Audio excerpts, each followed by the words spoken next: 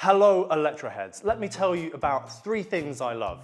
Progress, sustainability, and above all, things I can actually f***ing afford. Yeah! This video is about all 3 of those things, but it's mainly about the last one. Because we all want affordable electric cars, we all want them right now, but we're not really getting them in Europe or America. For f***'s sake! But, that could be about to change. So come with me on a journey to India.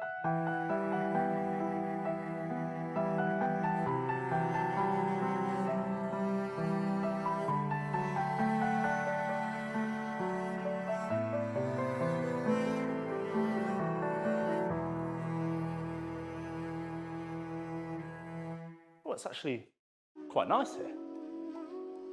Now, this video is actually quite important because India potentially proves that we can build and sell affordable electric cars, and that could have a big impact on the market in the rest of the world. The sort of prices I'm going to be talking about in this video when I say affordable electric cars aren't your European or American 40 or 50 grand electric cars. I'm talking properly affordable. I'm talking sub £10,000 electric cars. I'm talking affordable in the Indian market, even when compared to ICE cars in India. So let's take a look at these affordable Indian electric cars.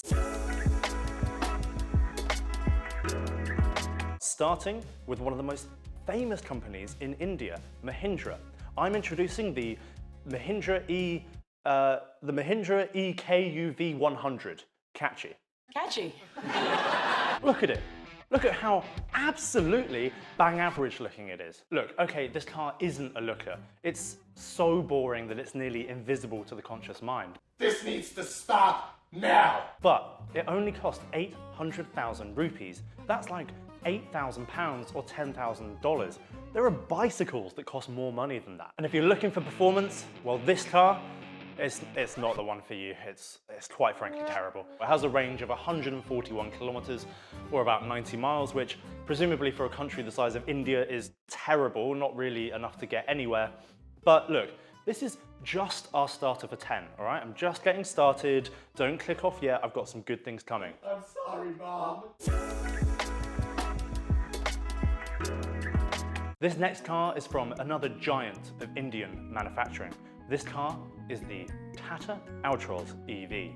This is an electric hatchback that looks actually all right and will cost around £10,000, 12,000 euros or $13,000. And it has a range reportedly of up to 500 kilometers, which is around 310 miles. Not bad. Pretty good. That is some serious spec considering that European electric car manufacturers are struggling to make hatchbacks with a range of above 250 miles. It's almost too good to be true, and actually when you dig a little deeper, some commentators in India are predicting it will be more like 350 kilometers or 220 miles. Even that's quite respectable by global standards and would signal the Altroz as being in a field of one when it comes to usable electric hatchbacks in India. So question, would you drive this? I actually think that I would. It looks all right, doesn't it? The Altroz will use the same zip train technology, which obviously you've never heard of, but it's basically the same powertrain that's in the Tata Nexon EV, a popular electric SUV in India, and it's predicted to come to market in 2022. With a fairly plush interior and some nice styling, I'm actually quite optimistic about this car. Obviously, Europe does come with higher safety standards than the Indian market, and that leads to higher manufacturing costs when selling in Europe. But if an electric car like this can be made and sold for £10,000 in the Indian market, then it can only be a good thing for the rest of the world going forward. Right, next up, we are looking at the hottest Japanese-Indian crossover since.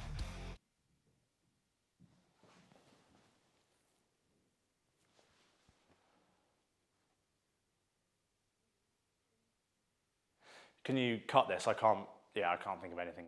Have you ever been to Japan and seen those square little cars that look like they were styled by a guy who just f***ing loves boxes? A guy who, every time he sees a cube, gets somewhat sexually aroused? Oh God. This man is 32 years old. Well, take a look at this. Don't you just love it? Yeah, maybe I am that guy. This is the Maruti Suzuki Wagon-R EV, a car that takes modern car design and just completely ignores it. Oh yeah, that's the way it is it? Yeah?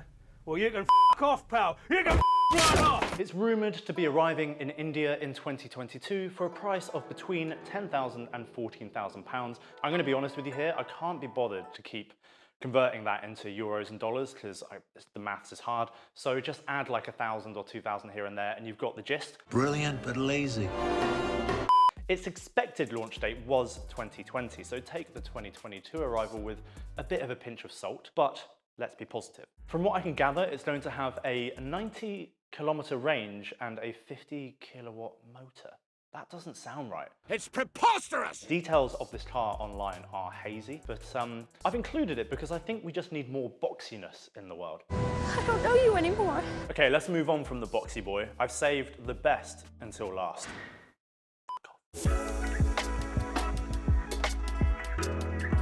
My last pick is somewhat of a controversial pick because some people don't think that this car will get made, but I think it will, and I think it is awesome. Cast your mind back to the 90s.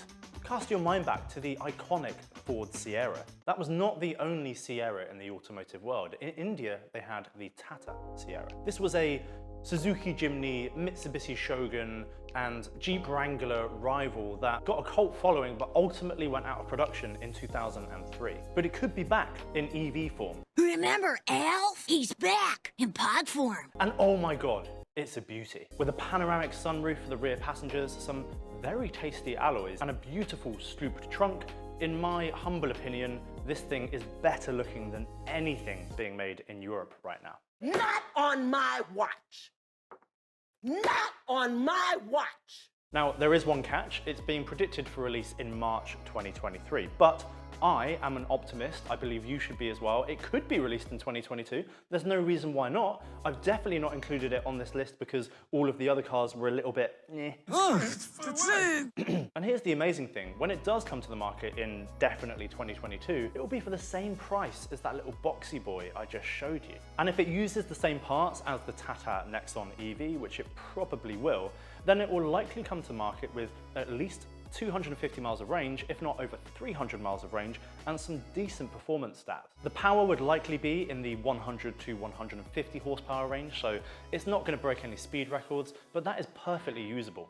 And I'll tell you what, I'll tell you, honestly, if I could put 10,000 to 12,000 of my hard-earned pounds that I earn for making very difficult to make YouTube videos that's definitely not stealing a living. Stop right there, criminal scum! And I could just buy this right now, I think I definitely would. Because it looks awesome and it reminds me of the 90s when SUVs looked like Jeeps and not like blobby, bloated, overly massive hatchbacks. But let's be honest with each other. Nobody really cares what I think, dear viewer. I want to know what you think. You made it this far into the video, which is an accomplishment in itself. So you've earned the right to comment and tell me whether you would have this or a VW ID4 or a Skoda Enyaq. Maybe you even live in India and you're thinking about buying this car. If you are, then just do it. And once you've done it, tell me that you've done it. These cars are important, not just because India is a car market with 30 million ICE cars on the road that need to be replaced with emission-free electric cars, but also because the price points here indicate that components and parts for electric cars aren't as expensive as European and American auto manufacturers are making them out to be. The reason we pay so much in the UK, the US and Europe for electric cars is because demand is high, which is good, people want to do the right thing, but supply is still fairly low in comparison, so auto manufacturers can charge pretty much whatever they want. The Indian and Chinese electric car markets are light at the end of the tunnel when it comes to those of us who really hope that there will be affordable electric cars on our roads soon. Right, that's enough of me. Go and watch a better YouTuber. There are literally millions of them. But thanks for watching. I've had fun. Bye, Electroheads.